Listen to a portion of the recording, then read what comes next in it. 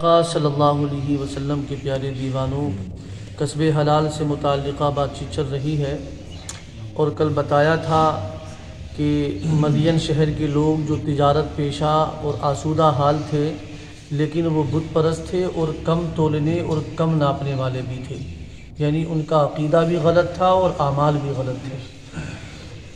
جب انہوں نے اپنے نبی کی بات نہیں مانی تو اللہ تبارک و تعالیٰ نے ان پر عذاب نازل فرمایا، آگ کا بادل ان پر مسلط کر دیا گیا، جس سے آگ برسی اور یہ سب تباہ و برباد ہو گئے۔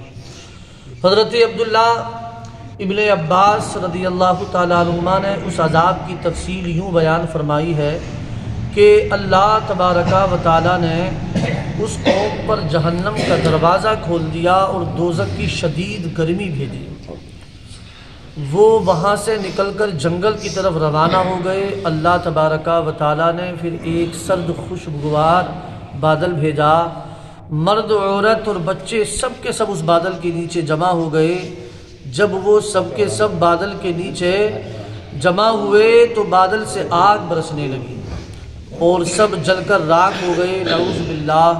اللہ تبارک و تعالیٰ اپنے غضب سے ہمیں محفوظ رکھے، آمین بجاہ النبی الامین۔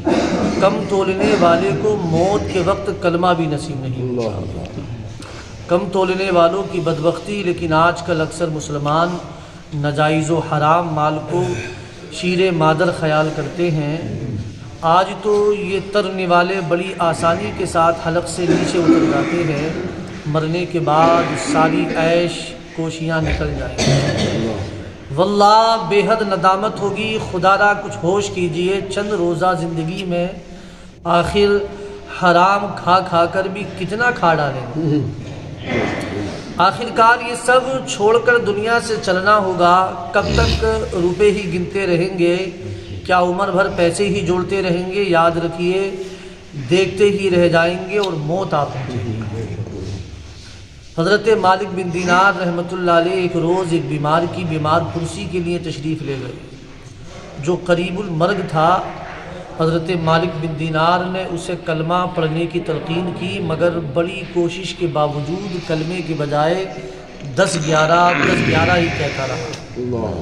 جب اس سے اس کی وجہ پوچھی گئی تو اس نے کہا، میرے سامنے آگ کا پہاڑ ہے، جب میں کلمہ پڑھنے کی کوشش کرتا ہوں تو یہ آگ مجھے جلانے کو لپکتی ہے۔ پھر آپ نے پوچھا، تم دنیا میں کیا کام کرتے تھے؟ اس نے کہا، میں کم تولا کرتا تھا۔ اللہ اکبر! دیکھا آپ نے کم تولنے کا کس قدر عذاب ہے۔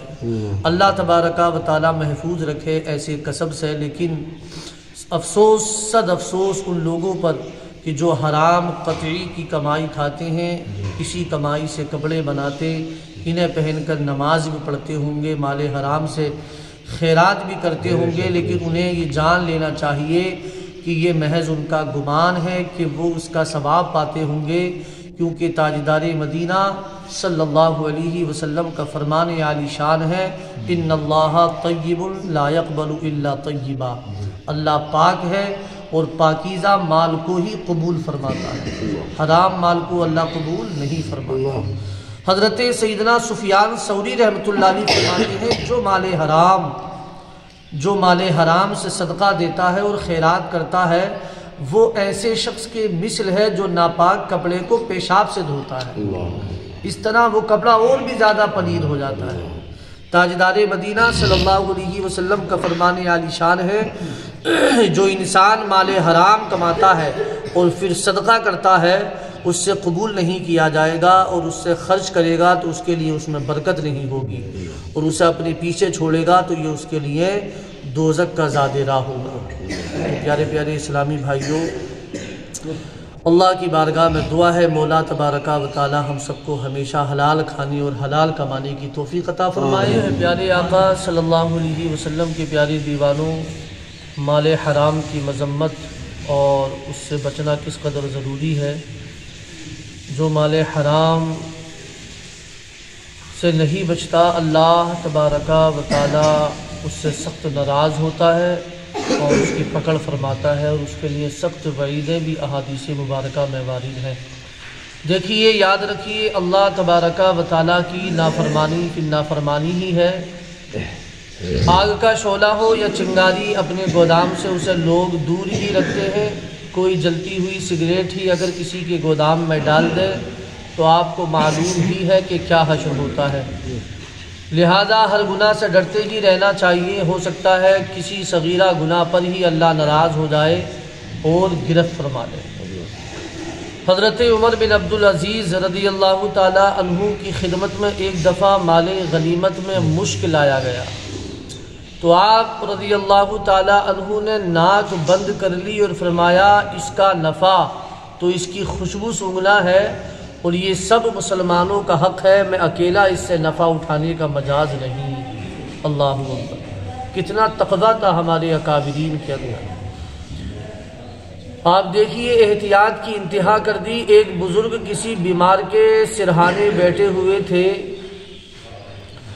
جب حکم الہی آ گیا اور وہ بیمار فوت ہو گیا، انتقال کر گیا، تو اس بزرگ نے چراغ گل کر دیا، چراغ کو بجھا دیا اور فرمایا اب اس تیل میں وارث کا حق بھی شامل ہو گیا۔ اللہ اللہ، ہمارے اسلاف کس قدر باریک بین ہوتے تھے اور ان کی فکریں کس قدر بلند ہوا کرتی تھیں، ہم تو ایسی باتیں سوچ بھی نہیں سکتے۔ یہ سب اللہ کا ان پر خاص کرم تھا۔ جو کام انہوں نے کیا، جو عمل ان کی ذات سے سرزد ہوئے، ان عمل اور ان فعلوں ان کاموں کے بارے میں ہم تو سوچ بھی نہیں سکتے۔ کتنی اعلیٰ ترین سوچ تھی ہمارے اکابرین کی، ہمارے اسلاف کی۔ حضرت ابراہیم بن ادھم رحمۃ اللہ علیہ ایک رات بیت المقدس میں لیٹے ہوئے تھے، مسجد میں آپ تنہا ہی تھے۔ جب رات کا کچھ حصہ گزر گیا تو مسجد کا دروازہ کھلا اور ایک ضعیف اور نورانی شخص 40 ہمراہیوں کے ساتھ 40 ساتھیوں کے ساتھ مسجد میں داخل ہوئے اور محراب کے پاس آ کر سب نے نفل پڑھے اور پھر سب محراب کی طرف پشت کر کے بیٹھ گئے۔ ایک شخص ان میں سے بولا آج کوئی ایسا شخص بھی اس مسجد میں ہے جو ہم میں سے نہیں؟ وہ ضعیف شخص مسکرائے اور فرمایا ہاں ہے، اور وہ ابراہیم بن ادھم رحمۃ اللہ علیہ ہے جو 40 دن سے عبادت میں لطف نہیں پاتا۔ جب حضرت ابراہیم بن ادھم رحمۃ اللہ علیہ نے یہ بات سنی تو آپ کونے سے اٹھے اور اس مرد ضعیف کی خدمت میں حاضر ہو کر کہنے لگے آپ نے سچ فرمایا، مگر یہ تو بتائیے کہ اس کی وجہ کیا ہے؟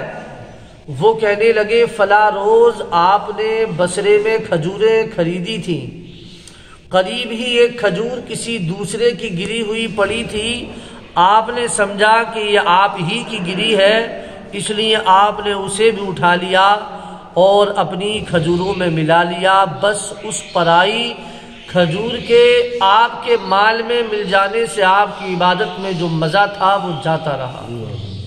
حضرت ابراہیم رحمۃ اللہ علیہ یہ سنتے ہی بصرہ کو روانہ ہوئے اور اس شخص کے پاس جس کی کھجور تھی پہنچے اور اس سے معافی چاہی۔ پیارے اسلامی بھائیوں، ہمارے اسلاف کا دل رزق حلال کی برکتوں اور ریاضتوں سے کس قدر صاف و شفاف ہوا کرتا تھا، انہیں چھپی ہوئی باتوں بلکہ دلی کیفیات تک کا علم ہو جایا کرتا تھا۔ اور کیوں نہ ہو کہ اللہ کے نیک بندوں کا کردار بڑا ہی پاکیزہ ہوتا ہے۔ پرائی اور مشکوک چیز بھول کر بھی ان کے استعمال میں نہیں آتی، اور اگر آ بھی جائے تو اللہ تبارک و تعالیٰ انہیں اس خلاف شان امر سے بچا لیتا ہے اور ان کی شان پر کوئی دھبا نہیں آنے دیتا۔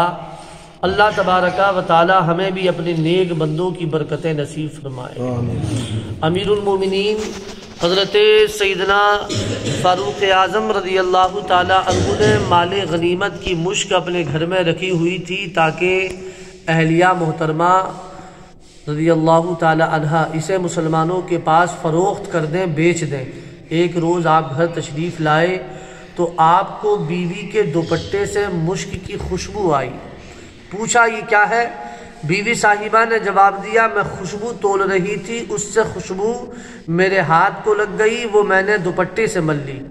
حضرت عمر فاروق اعظم رضی اللہ تعالی عنہ نے دوپٹہ ان کے سر سے اتار لیا اور دھوتے رہے، پھر سونگھتے رہے اور مٹی سے ملتے رہے اور اس وقت تک دھوتے رہے جب تک خوشبو بالکل ختم نہ ہو گئی۔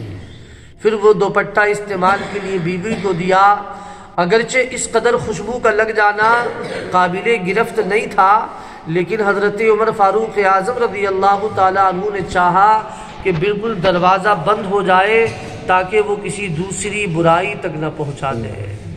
اللہ اکبر۔ ہمارے خلفائے راشدین اللہ تبارک و تعالیٰ سے اس قدر ڈرتے تھے، انہوں نے عدل و انصاف اور تقوی و پرہیزگاری کی وہ مثالیں قائم کی ہیں کہ ان کی مثال ملنا ممکن نہیں۔